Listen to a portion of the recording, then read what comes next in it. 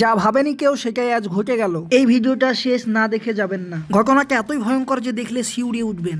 নতুন খামেনির নির্দেশনায় একের পর এক মিসাইল হামলা করে যুক্তরাষ্ট্র ও ইসরায়েলকে শিউরিয়ে দিয়ে তাদেরকে কড়া জবাব দিচ্ছে তেহরান। এছাড়াও আলী খামেনির মৃত্যুর পর সৌদি আরব যেন তাদের কাছে প্রকাশ্য শত্রু হিসাবে পরিগণিত হয়েছে।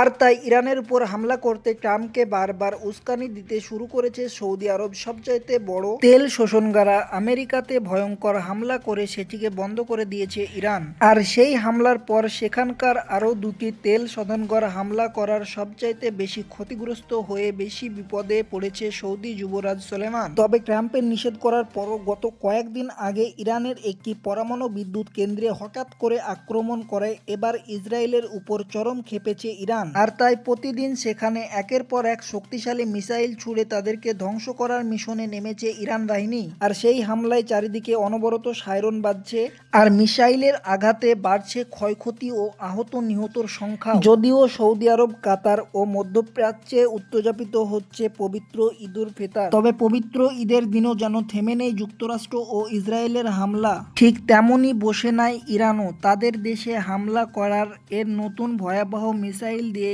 ইসরায়েলের গুরুত্বপূর্ণ শহর তেল শোধনাগারে হামলা চালিয়েছে ইরান। আর তাতে আগুন লেগে সে কি দাউ দাউ করে জ্বলছে। এবং হিজবুল্লাহর প্রথম শাসক নাসের নাম অনুযায়ী তৈরিকৃত নতুন ক্ষেপণাস্ত্র দিয়ে ইসরায়েলে হামলা চালাচ্ছে ইরান।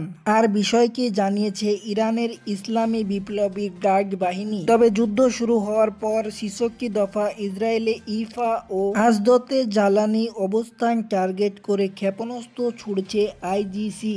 আর তার অন্তত একটি মিসাইল আঘাত করে ইরানের ইফা তেল শোধনাগারে এবং সিসিটিভি ক্যামেরায় ধরা পড়ে হামলার সেই মুহূর্ত।